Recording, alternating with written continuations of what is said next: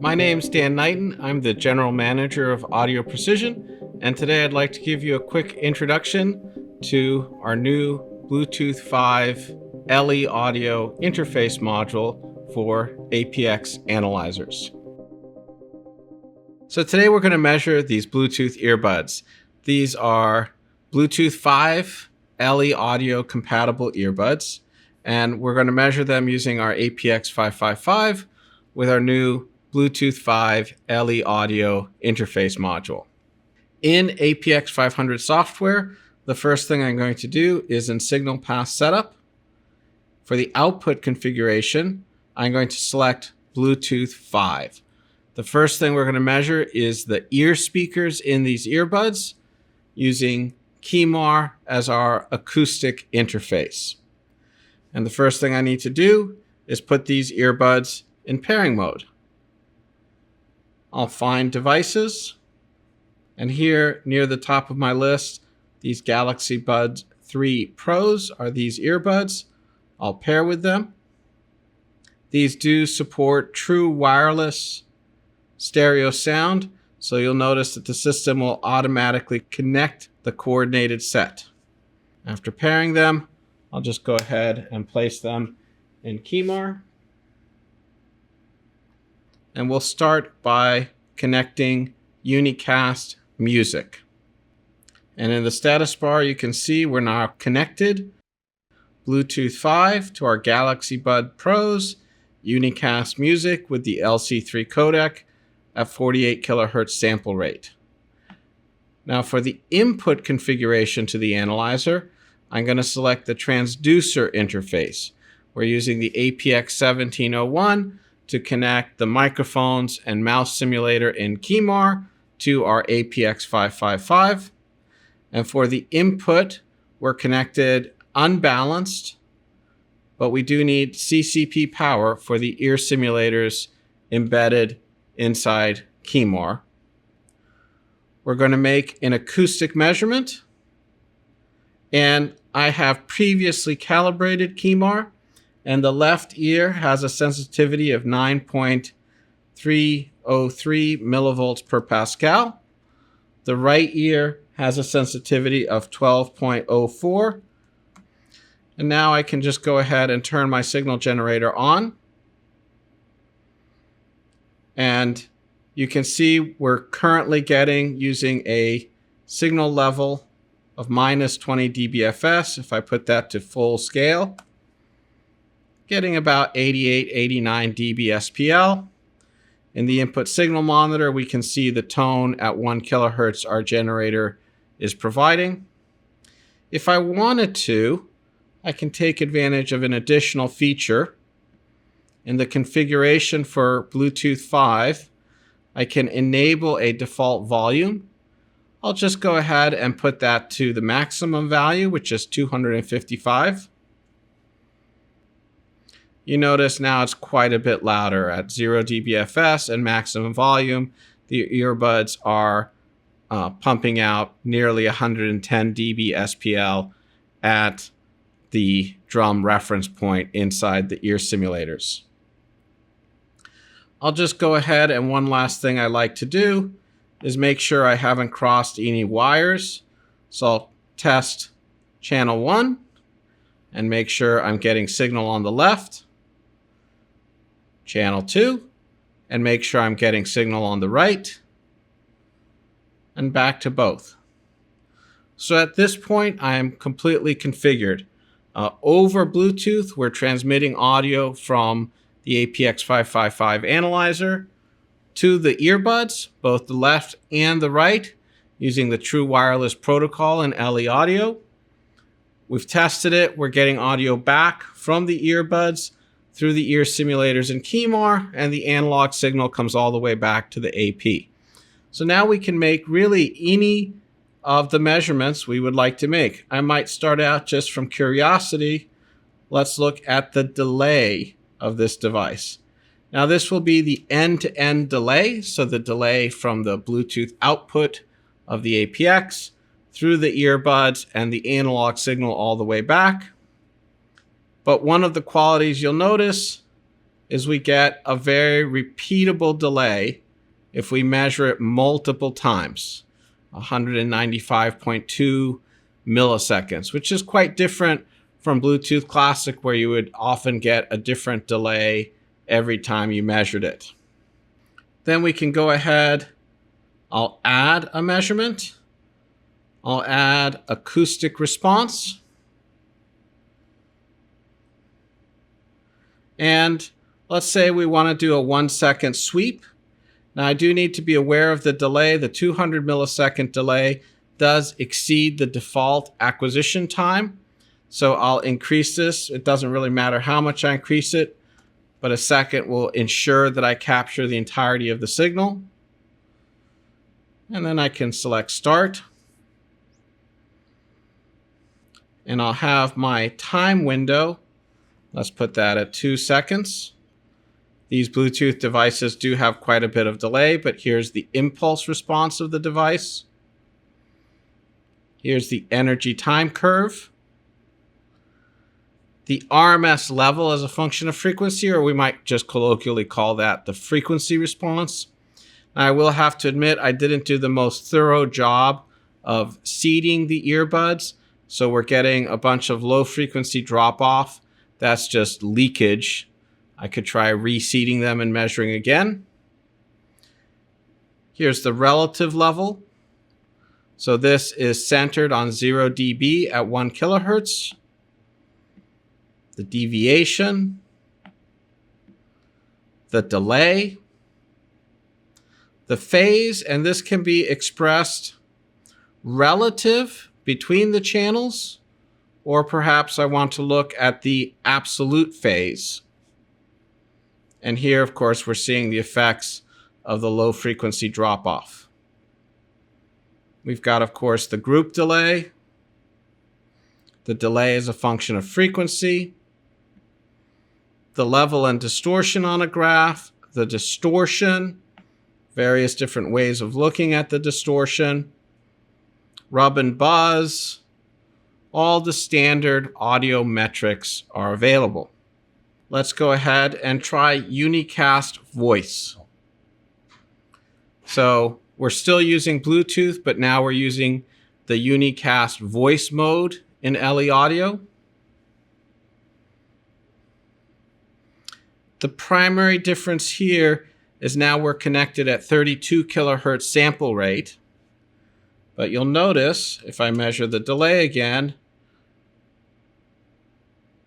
delay is quite a bit shorter, nearly half the delay. Unicast voice prioritizes latency over audio quality. But I can go back to my acoustic response measurement. Now I'm at 32 kilohertz sample rate, so I won't be able to sweep all the way to 20 kilohertz. That would be above Nyquist. So I'll sweep to say 14 kilohertz.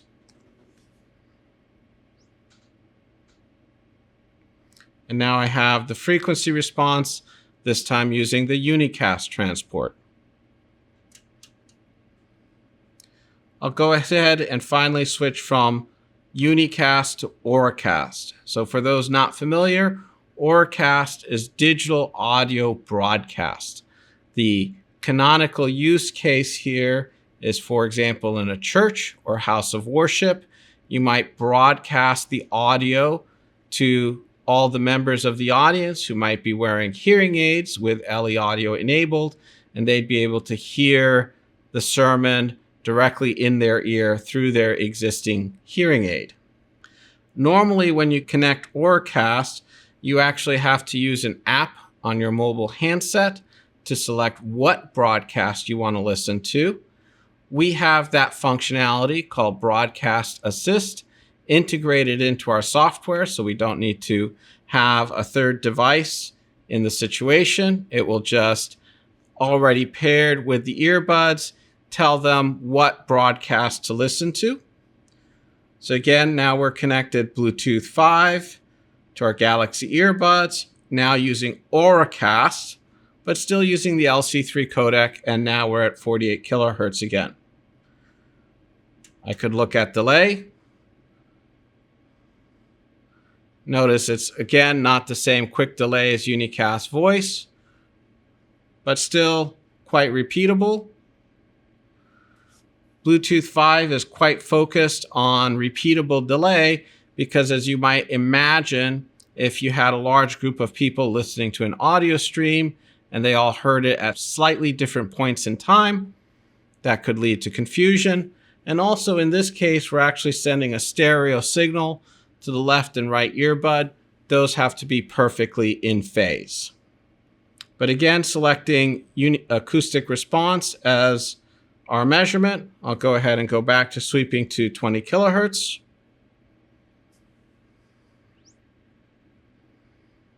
Again, we can capture all the normal measurement parameters.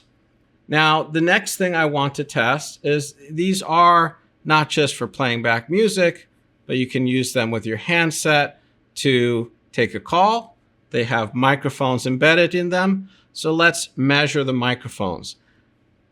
That's going to be a slightly more involved setup. I'm going to add a signal path. And now in the output of my signal path, I'm going to select transducer interface. I'm using the power amplifier embedded in the APX 1701 to drive Keymar's mouse simulator. I'll turn on its amplifier. Then on input 1, I'm also going to select transducer interface. This time I'm using the transducer interface to access the 1/4-inch pressure field microphone installed at the mouth reference point. I need one channel for that, and it's actually connected to the balanced input. It needs phantom power. I'm going to make an acoustic measurement on this channel. And again, I've also previously calibrated this microphone. It has a sensitivity of 1.786 millivolts per Pascal. And let's see if we have the mouth simulator and the mouth reference point working. Yep. And I'll go ahead and call this the MRP. Now I'm going to go back to my output, and what I want to do is calibrate the transducer output in dBSPL. So I want to essentially calibrate this mouse simulator, and I want to calibrate the acoustic output level so I get 94 dBSPL with a sine wave.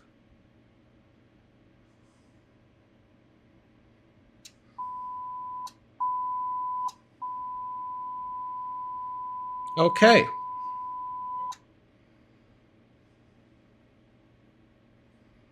Now I'm going to go back to my input, and now on the second input, I'm going to select Bluetooth 5, and I'm going to connect unicast voice.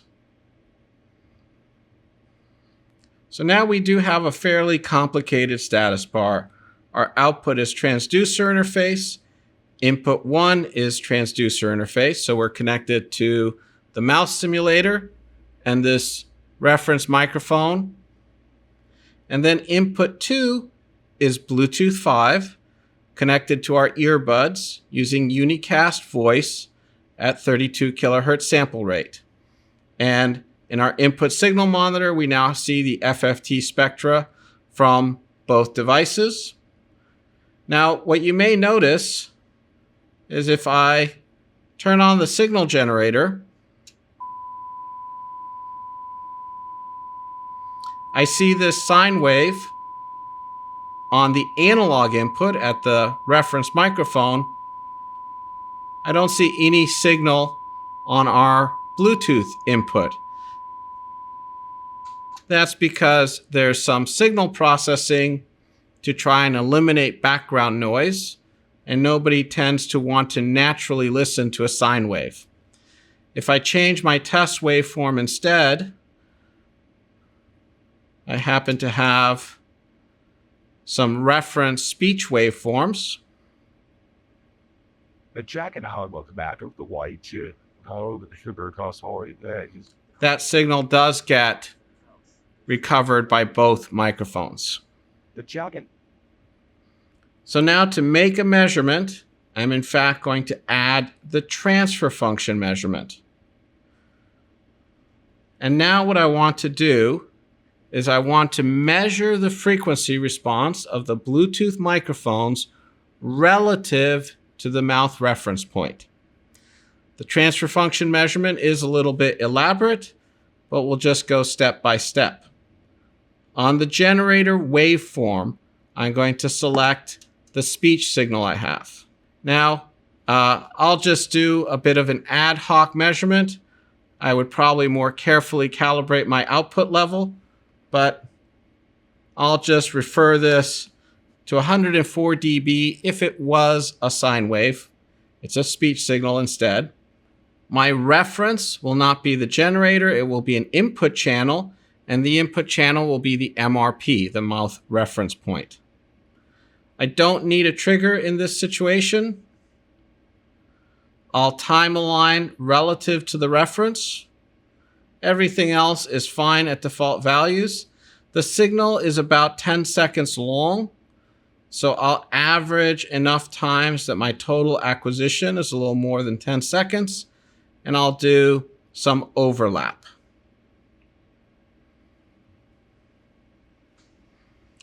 And then I can start the measurement. The jacket hung on the back of the wide chair. A pound of sugar costs more than eggs. The coffee stand is too high for the couch. The ship was torn apart on the sharp reef. And what I want to look at is the FRF magnitude spectrum of Bluetooth 5, so the Bluetooth interface. And now we have here the frequency response of the Bluetooth microphones relative to our reference microphone at the mouth reference point. Now, lastly, these earbuds are in fact compatible with both LE audio and what's now termed classic Bluetooth, Bluetooth 4 and earlier. And in this APX 555, we in fact have our legacy Bluetooth Duo module installed. So if I want to, I can check that as well. I'll go ahead and add another signal path. In this signal path, I'll select not Bluetooth 5 for my output, but just Bluetooth. And now I'll just configure this exactly as I used to. My profile will be A2DP source, HFP audio gateway. I do unfortunately have to repair with this device. And then input will just be the same selections I made before. Transducer interface. Unbalanced CCP power. Left side is 9.303 millivolts per Pascal. The right side is 12.04 millivolts per Pascal. I want to be making an acoustic measurement. So I'll go ahead and connect all profiles.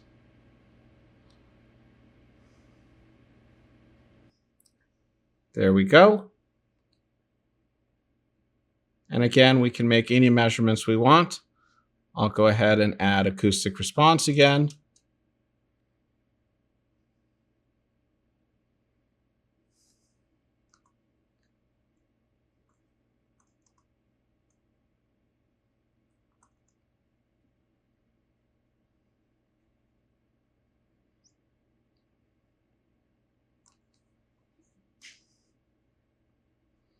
And again, we have the frequency of the earbuds, frequency response of the earbuds, but this time using classic Bluetooth, the A2DP profile as the transport. If you're interested in more information, please visit our website or contact us directly.